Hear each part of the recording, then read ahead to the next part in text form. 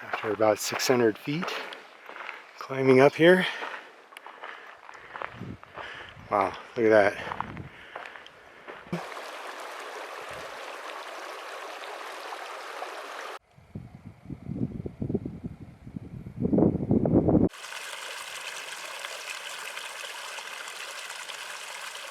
"12 miles and 3,600 feet elevation gain and about the same loss." Cue the fish jump. Gotta love that. I think I saved the best for last.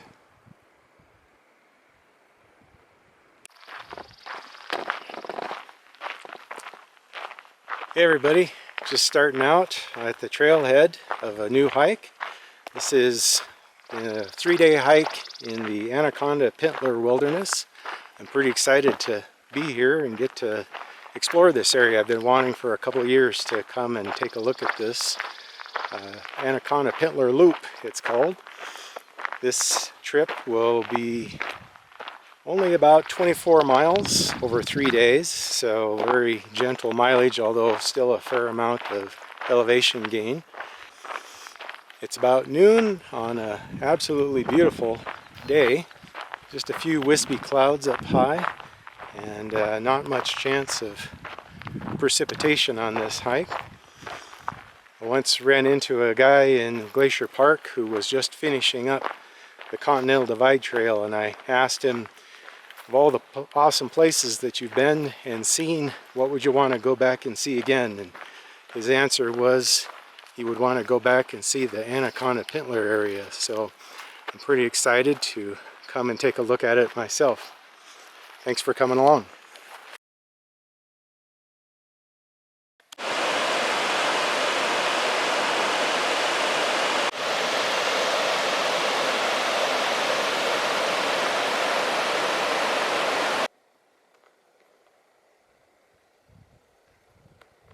Well, as you can probably see, this area was pretty well burnt out.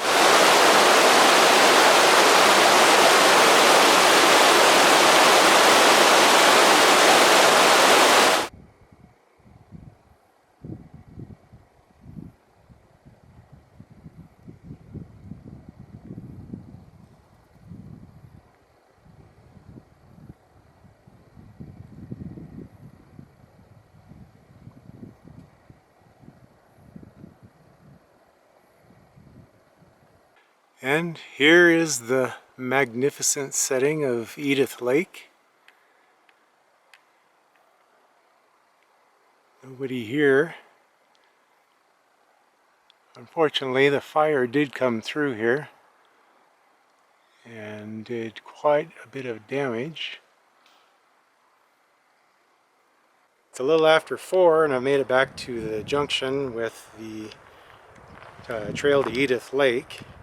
That side trip cost me a little bit more time than I expected it would. So now I've got about 5 miles and 1,500 feet elevation gain or so to get to the original goal. Pretty close to Johnson Lake, and I believe that V there is Pintler Pass where I'm headed, which would make this the East Pintler Peak. And I got a nice little bridge across this stream here.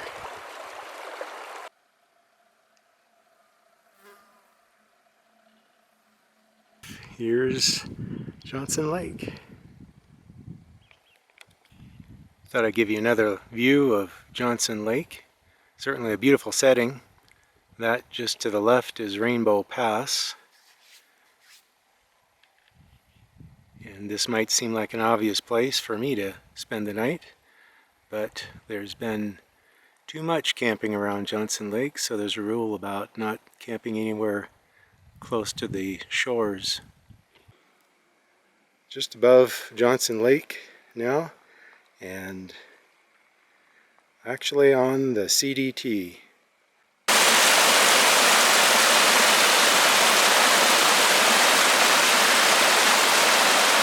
I stumbled on this just beautiful meadow right below Pintler Pass,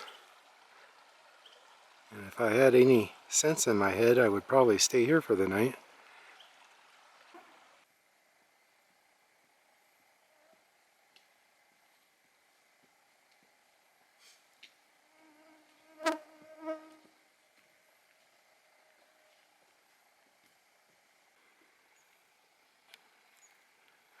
I love the feeling of coming up to a high mountain pass. It's almost like Christmas morning. There's first the relief that you finally got there, knowing all the work you put into getting there. But mainly it's just like opening up a new present, knowing there's going to be some fantastic view on the other side. But you don't get to see it until you get there.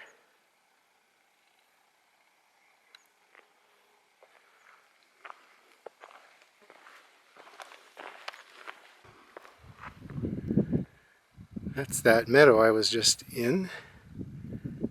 And there's looking back the way I came up today.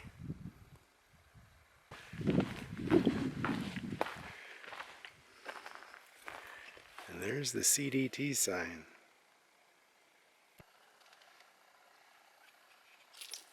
Hey, squirrel.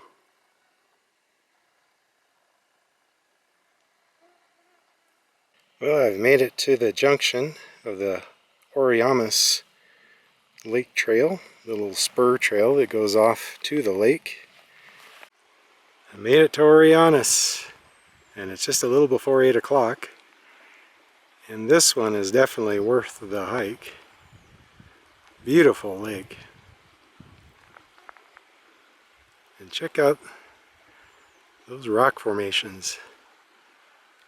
That is awesome. It looks like some fantastic dried up waterfall. I bet there is water flowing down that in the spring, and it's probably pretty amazing.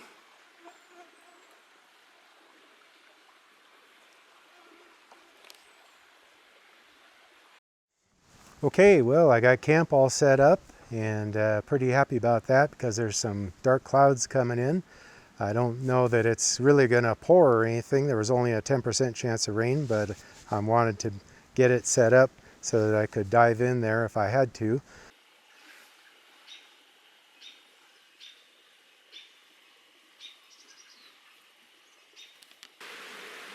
Well, breakfast this morning is oatmeal. I'm interested to see this new stove. This is the first time I've used this in the wild. It's the MSR Pocket Rocket.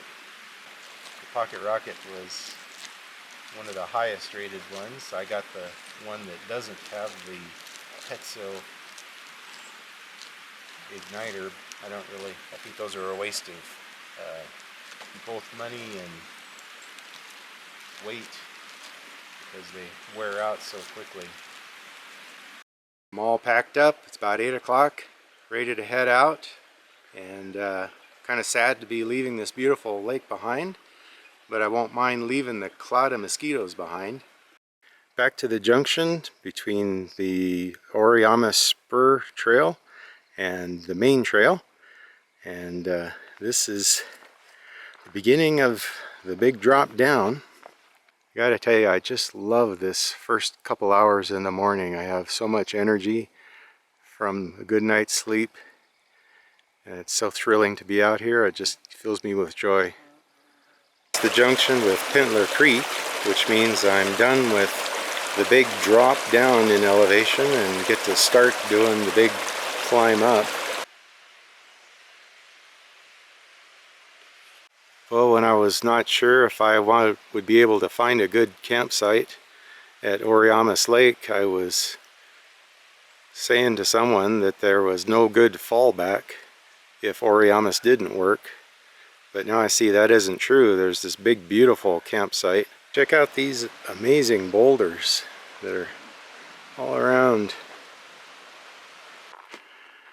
Starting to get a bit more alpine as I'm working my way up this trail. Gaining elevation pretty fast. Well, I've accomplished the climb. Looks like I've gotten to the junction here.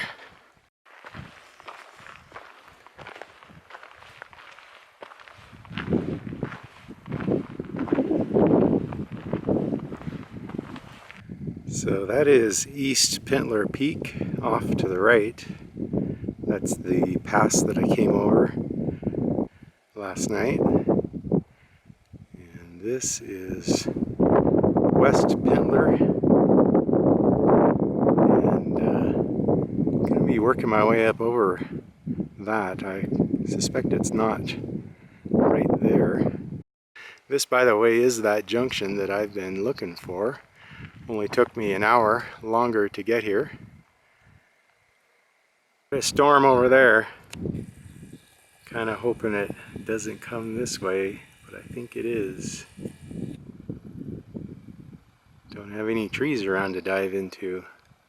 Well, I think that storm passed to the south of me, and pretty glad to dodge that bullet. But I'm also glad to get down off that ridge because there was quite a bit of thunder going on around, and it's an exposed ridge. So still lots of dark clouds around. No rain yet though, so maybe I'll make it to Kelly Lake without the rain. And here's Kelly Lake, which I'm glad to finally make it to. It's about 2:15.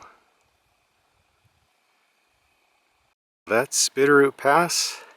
Shouldn't take me too long to get up and over that, but I'm just hoping that storm holds off long enough to allow me to do that. And here's the actual pass. Okay, here's Little Johnson Lake. I had considered camping here tonight. And here is Upper Phyllis.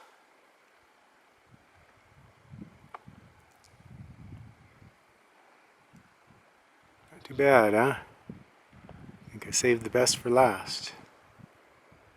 But in the end, it's all worth it because I'm camped at this really awesome spot at Upper Phyllis Lake. Certainly makes it worth the work to get here, and I feel really blessed to get to see such an incredible spot, much less spend time here.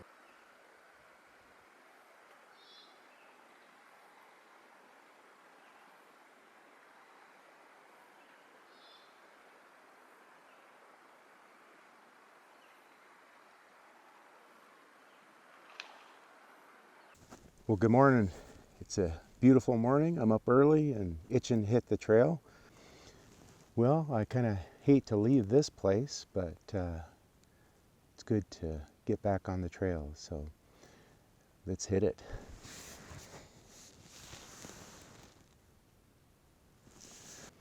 Today, after I get back to the truck, I will be driving that Skalkaho Pass, and there's a beautiful falls on that road that I'm looking forward to seeing. That's the rim on the edge of the Phyllis Lakes, and this is the morning sun of day 3, looking down on Lower Phyllis.